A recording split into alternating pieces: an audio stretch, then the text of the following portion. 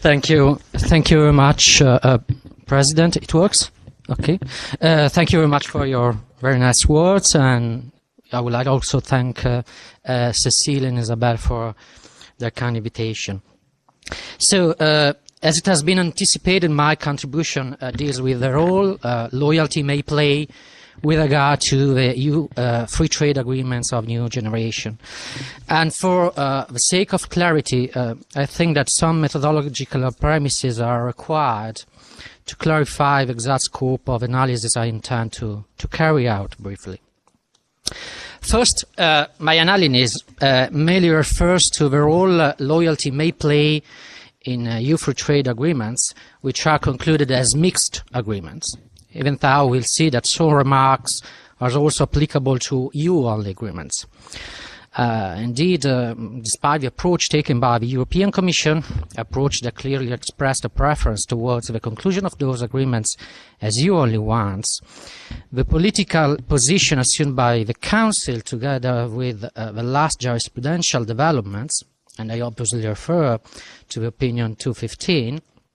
allow to maintain the mixity might still constitute a preferential solution adopted in concluding such treaties. The second preliminary remark is that even though, as it is well known, the loyalty principle is today conceived under EU law as a multifaceted principle governing both the relations among the EU institutions and member states and those among the different EU institutions, due to time constraints, the focus of my contribution will only consider the first category of loyalty duties, so the duties concerning the EU member states' interaction.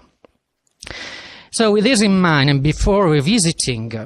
EU loyalty duties in the light of the EU free trade agreements practice, it is probably convenient to provide first a brief reconstruction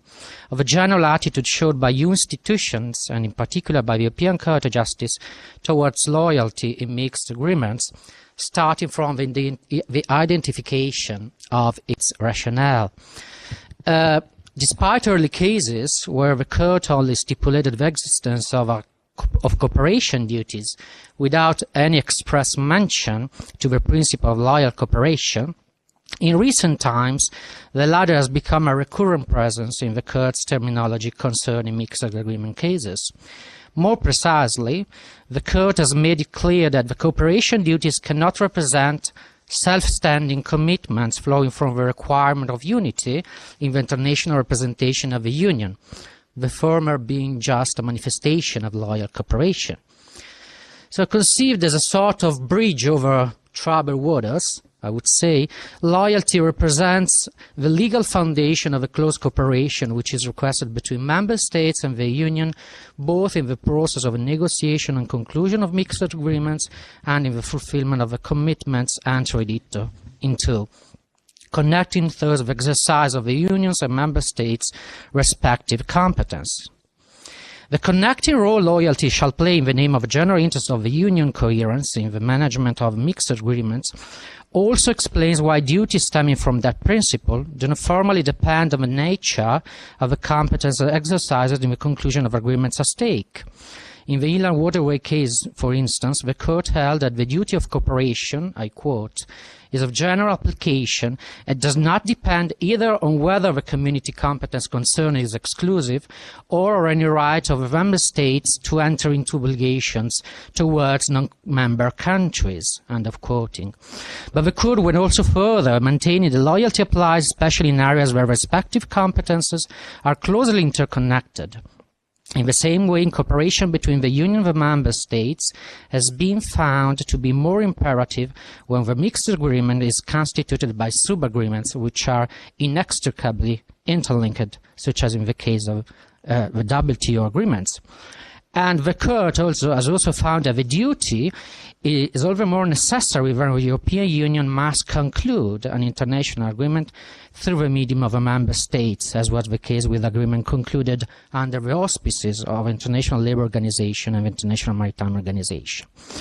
The elaboration of the loyalty principle emerging from the case law of the European Court of Justice deserves some comments. On the one hand, it is undoubtedly remarkable the circumstance that the Court has given some practical guidelines for the implementation and enforcement of loyalty duties in the EU external relations. And in this respect, it is evident that inasmuch that the approach expressed by the Court stresses the loyalty duties of the Member States to the Union, it may also contribute to strengthen the external representation of the latter.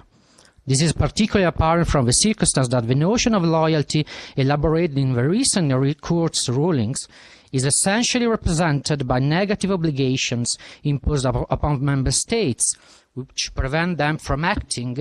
if their conduct risks undermining the capacity of the Union as an international actor. In this respect, the Court engenders the idea that loyalty in case of joint representation may de facto correspond to the classic conception of the principle of good faith in international law, whose concretizations generally take the form of abstention obligations. On the other hand, however, the approach expressed by the Court may raise some problematic issues. First, the extent of the cooperation duties elaborated by the Court seem to suggest a DNA mutation of the loyalty principle, insofar as it is essentially envisioned as a sort of fidelity clause towards EU institutions binding Member States. As clearly emerging from the new formulation of the loyalty clause enshrined in the Lisbon Treaty, however, the concept of loyalty set out in the EU primary law implies rather a full mutual respect between the Member States and the EU institutions. It follows thus that also the latter should be considered subject to its application. Second, the legal picture emerging from the case law does not consider the possible interplay between the loyalty principle and other EU principle, namely the principle of conferral and the principle of proportionality, which could lead to a more cautious affirmation of fidelity clauses binding Member States. So against this background, this general background, and in order to better assess the impact of loyalty on the EU free trade agreements, I have decided to carry out a short overview of relevant indications emerging from the recent opinion delivered by the ECJ in the case concerning the EU-Singapore free trade agreements. That case, as it has been already said in the preceding speeches, in the preceding contribution, really represents a seminal case for the future of this kind of agreements. And due to time constraints, I will limit myself to some considerations on two specific issues, which in my opinion are particularly apt to identify the approaches expressed by relevant actors vis-à-vis EU trade agreements. The first issue, which has been already mentioned in the first session of this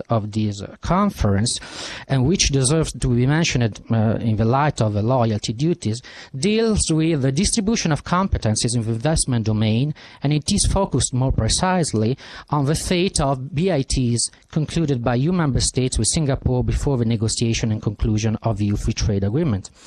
According to Article 9, Chapter 9 of the agreement, indeed, as a result of its entry into force, all BITs listed in a specific annex should cease to exist. And the Commission's request for an opinion, the Court was asked to verify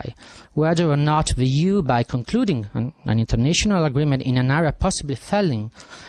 within its competence, at least when that competence is exclusive, may succeed the member states in respect of their bilateral agreements and can therefore act for the member states, including by terminating such bilateral agreements.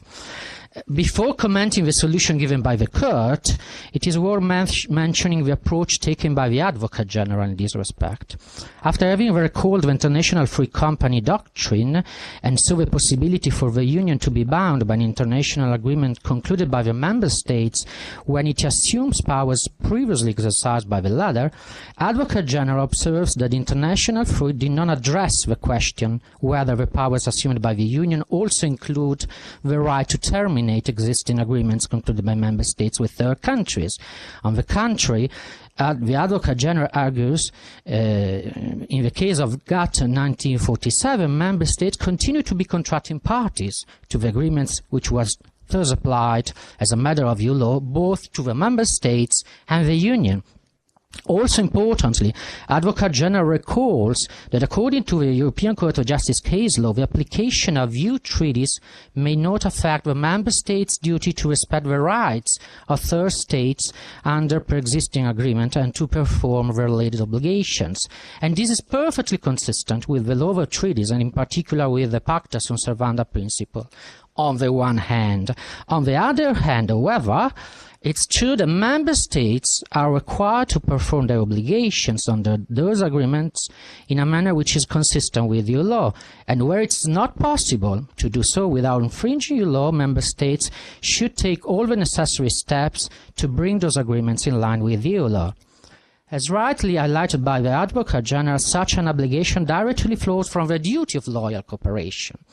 This is also confirmed by the safeguard clause enshrined in Article 351 TFU, which is, according to a well-established case law of the European Court of Justice, another expression of the duty of loyal cooperation, and which provides the Member States remain a party to international agreements they have previously concluded and bear responsibility for eliminating any incompatibilities between those agreements and the EU treaties. In practice, the Advocate General's approach seemed to presuppose a dual role for the principle of loyal cooperation. First, the principle is called to recognize the position of Member States vis-à-vis third countries, including the respect of obligations they formerly have assumed under international law. In so doing, it reflects the well-established principle of international law that internal law cannot justify failure perform an international agreement or affect the validity of that agreement. In this respect, loyalty perfectly coincides with the good faith principle, which is relevant under international law. On the other hand, however, loyalty may impose additional duties to the Member States as a consequence of their participation to the Union, thus expressing the fidelité communautaire, which is requested by the EU law. And this explains why Member States are required to ensure the consistency of the previous international obligations with EU law. In the view of what I said, the Advocate General concludes that Member States still keep an exclusive competence to terminate bilateral investment agreements, which they previously concluded with third countries, and as a consequence, the Union has no competence to agree to the relevant provision of the EU Free Trade Agreement. So in practice, without explicitly saying so, the Advocate General seemed to suggest that loyalty duties may shape, or better may limit, for specific purposes of course, the scope of an exclusive competence of the Union.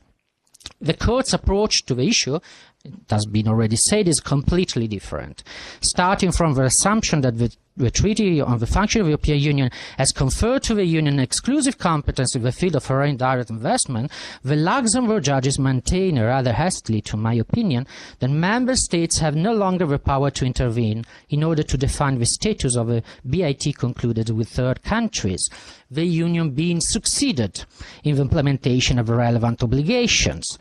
And what is interesting to note is the fact that this argument seems to suggest the possibility to invoke a sort of a general succession of the Union in all the international obligations previously assumed by Member States via treaty law, which are now covered by an exclusive competence of the Union itself. And to my best knowledge, maybe I'm wrong, but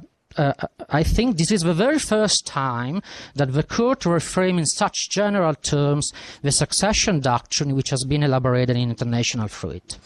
So, as it is apparent, the attitude expressed by the Court in this respect perfectly reflect the approach to loyalty which has been already mentioned in the first part of my presentation, which can be named a sort of maximalist approach towards loyalty. But in the case at stake, such an approach seems to be particularly debatable. Not only this solution does not seem consistent with the indications stemming from the international law as it stands, and in particular with Article 59 of the Vienna Convention on the Law of Treaties, but it also contradicts the approach expressed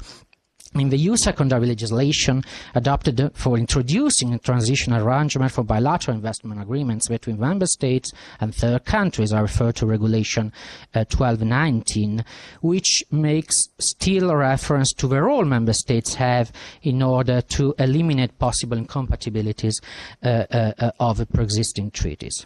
The second issue I would like to briefly consider deals with the interplay between loyalty duties and the ratification of the European free trade agreements. The consequence of no ratification of mixed trade agreements will be subject tomorrow of another contribution. So I don't have to enter into the details of issue. What I wish to stress here are only the loyalty implications of the ratification, non-ratification dilemma. Implications that, to my best knowledge, have never been so far before the opinion 215 considered by the Luxembourg judges. This is the reason why the observations made thereon by Advocate General, in their opinion, represent an important element of practice, which deserves to be briefly mentioned. The Advocate General recalls that the ratification process involving all the member states alongside the Union is likely to be cumbersome and complex. It also involves the risk of a block in the negotiation, a risk which is particularly concrete in the case of the EU free trade agreements, due, of course, to the criticisms and concerns they raise in the public opinion. In sum, the ratification process may undermine the efficiency of EU external action and have negative consequences for the European Union's relations with third states concerned. More generally, it risks jeopardizing the need for the unity, which has been recalled several times today, and rapidity, I would say, of the EU external action. But this said, however, the Advocate General stressed that, and I quote, the need for unity and rapidity of EU external action and the difficulties which might arise if the European Union, the member states, have to participate jointly in the conclusion and implementation of an international agreement cannot affect the question who has the competence to conclude it. That question is to be resolved exclusively on the basis of the founding treaties. End of quoting. And this implies to the Advocate General the member states may be considering breach of their loyalty duties vis-à-vis the Union, mainly in the case where they refuse to conclude an international agreement for reasons relating to aspects of that agreement for which the European Union enjoys exclusive external competence. In other domains, domain of exclusive competence of the member states, domains of shared competence not yet exercised by the Union or not become exclusive according to the IATA doctrine, states should be considered free to decide whether or not to ratify the agreements. Of course, states' freedom is not absolute. In particular, it is arguably applicable in this respect to the interim obligation which is enshrined in Article 18 of the Vienna Convention of the Law of Treaties, which, to the extent that requires member states to refrain from acts which would defeat the object and purpose of a treaty pending its ratification, may be considered in turn a corollary of the loyalty duties under EU law. It is also possible to maintain that member states should promptly inform the EU institutions under their loyalty duties of possible problems encountered in the ratification process, trying to find common solutions with the EU institutions themselves. But having said this, the fact remains that the logic consequences of the Advocate General reasoning should be that in the domain not covered by an exclusive competence of the EU, states may exercise a sovereign choice, which cannot be overcome simply by virtue of loyalty reasons. Of course, such a position may render more difficult the entry into force of EU free trade agreements, and this is the reason why, as correctly noted by van der Loo and Wessels in a recent article on the non-ratification of mixed agreements, future agreements negotiated by the EU and member states should include entry into force clauses allowing incomplete mixity, with the consequence that issues not covered by the Union competence could not be applied in some member states. But be that as it may, it is undisputed to me that in line with the preceding solution which has been offered to the issue of the pre-existing BITs, also in this case the Advocate General demonstrates a particular sensibility towards loyalty duties, elaborating so a well-balanced assessment of its different tensions and taking in due consideration the position of the member states. Unfortunately, in the Court's opinion, there are no references to the possible problems from the ratification of EU free trade agreements. And one could try to argue, however, in the light of the maximalist attitude towards loyalty expressed by the Court towards the distribution of competences in the investment domain, that such an attitude, the maximalist attitude I mean, might also be extended to the issue at stake, trying to limit the margin of maneuver member states enjoy in the ratification process,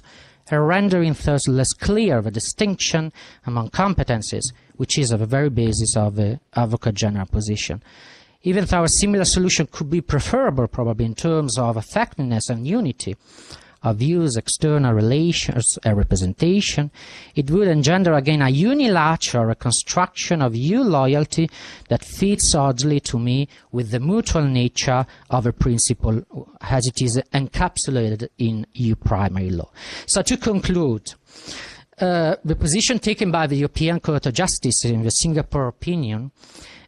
seems to confirm the maximalist approach so far expressed by Luxembourg judges towards loyalty as far as mixed agreements are concerned. That position is perfectly in line with the attempt of the Court to strengthen, as it has been clearly highlighted by Professor Nefermi, the autonomy of EU legal order vis-à-vis the international law system, attempt which is clearly visible in the generous reconstruction of EU exclusive competences under the EU-Singapore Agreement, as well as the solution offered to regulate the interplay between the agreement itself and the pre-existing BITs concluded by member states with third countries. In this respect, to me, the European Court of Justice ruling, unlike the opinion of the Advocate General, represents a missed opportunity to overcome or to try to overcome the judicial self-restraint so far exercised by the European Court of Justice with regard to the reciprocation of loyalty duties codified in the Lisbon Treaty. Judicial self-restraint which in turn risks adding further elements of uncertainty to the already uncertain fate of these agreements. Thank you very much for your attention.